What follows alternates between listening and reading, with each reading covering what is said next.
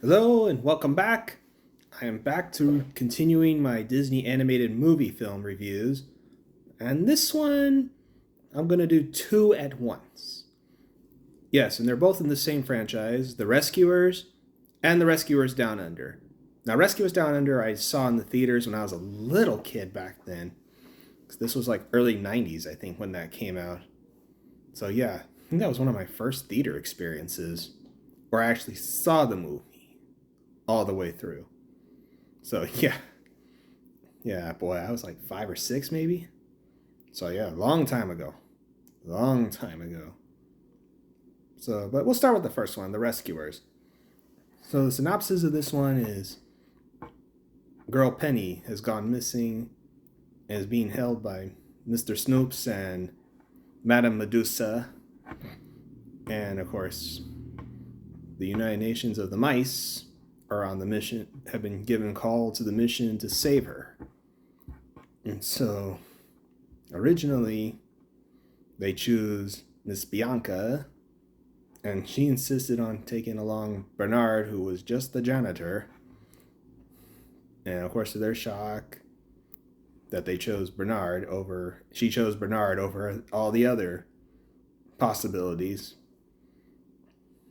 But hey, it is what it is. Surprises out of nowhere. So yeah, so they set out on the mission. First, they find the cat who knew Penny, and he gives him what happened, tells him what happened to Penny, that she was taken by Madame Medusa.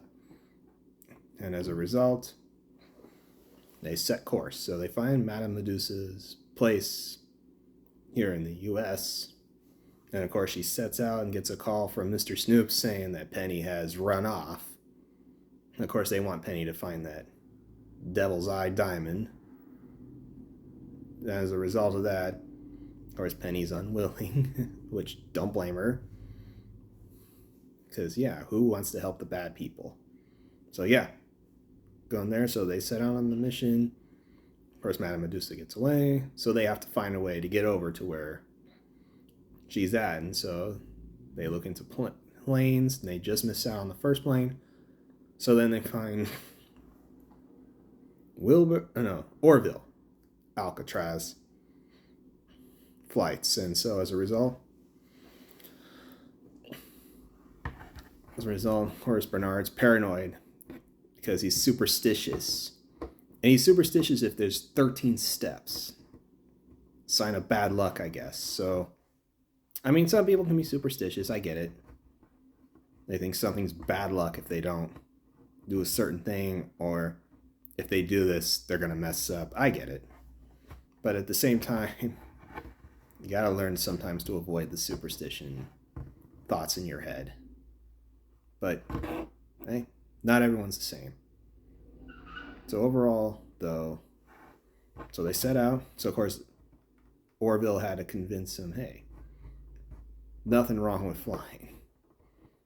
And so, of course, Miss Bianca agrees and convinces Bernard to go along with it.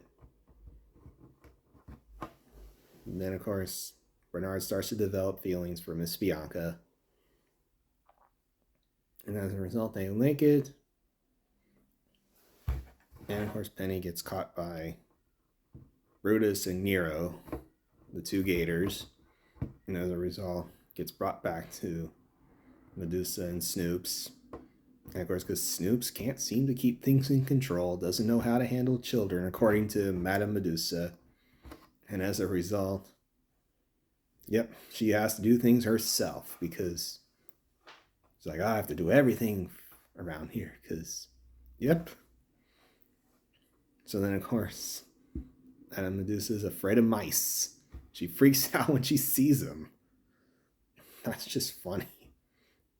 She seems all terrifying and all that until she sees the mice.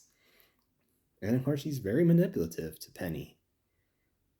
Kind of mean too at the same time. So, yeah.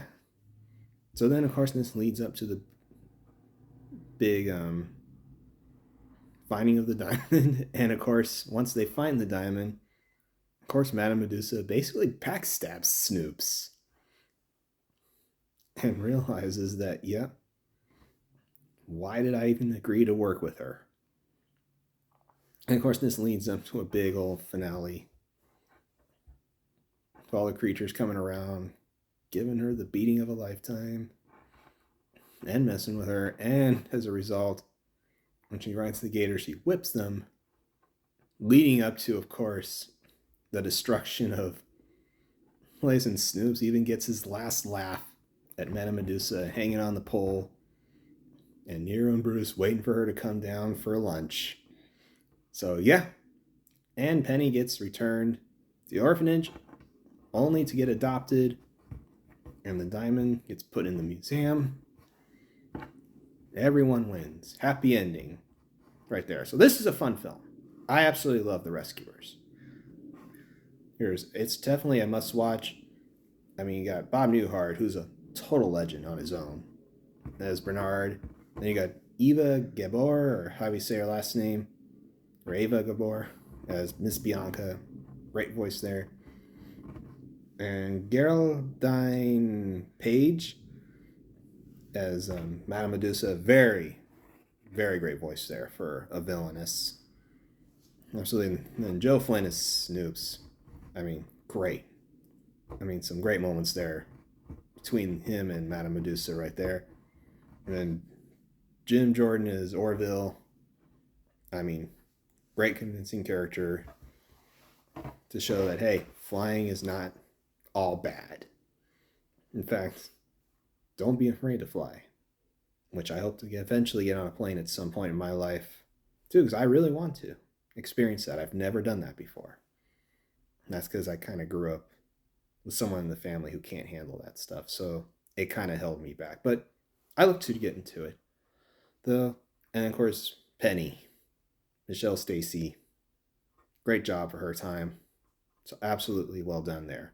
So yeah, there's The Rescuers. Great film. Absolutely must watch. So now we're on to the sequel, The Rescuers Down Under. And this one, you got the reprising roles of Bob Newhart and Eva Gabor as Bernard and Bianca. And this time they're set out to save a boy in Australia named Cody, who has been kidnapped by the poacher McLeach, voiced by George C. Scott, who's a legend as well. I mean, come on, he was Scrooge after all. But he's great in this one too.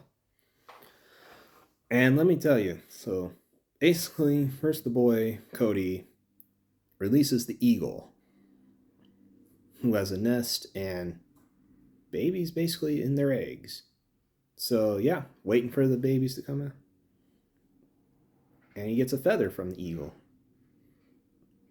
And of course, as you can see, McLeach had a feather of his own, because apparently he killed the father of the eagle.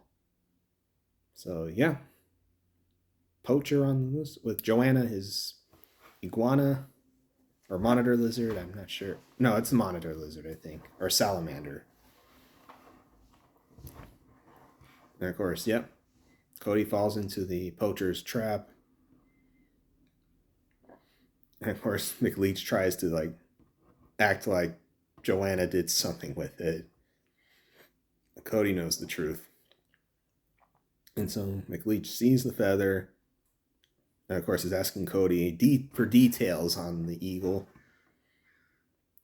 Heck, even when he kidnaps him, he even tries to offer him a deal for it. But of course, Cody, nope, loyal, does not go for poaching, and he gets thrown into a cage for the night, where he meets Frank and other animals that have been caught by McLeach as well, leading up to an escape and all that. So yeah, so then of course the rescuers themselves arrive to Australia, and this time they get a ride from Wilbur Alcatraz. So Orville and Wilbur. So yes, those characters are named after the Wright brothers. So this time Wilbur, voiced by a legend, another legend himself, John Candy. I mean, who does not love John Candy? I mean, this guy is a legend in his own. I mean, he is great. John Candy will always be a legend in my book. A lot of great movies of his, but back to Wilbur. So of course they're convinced, snowy day, really bad weather. They're trying to convince him this time to fly. But of course, he has a really bad back, apparently. And of course, Wilbur tries to get out of doing the flying in that bad weather. And as a result, until they tell him the story of what happened with Cody getting kidnapped, then he's convinced, okay, yeah, we better do it. No kid is being kidnapped on my watch. No way.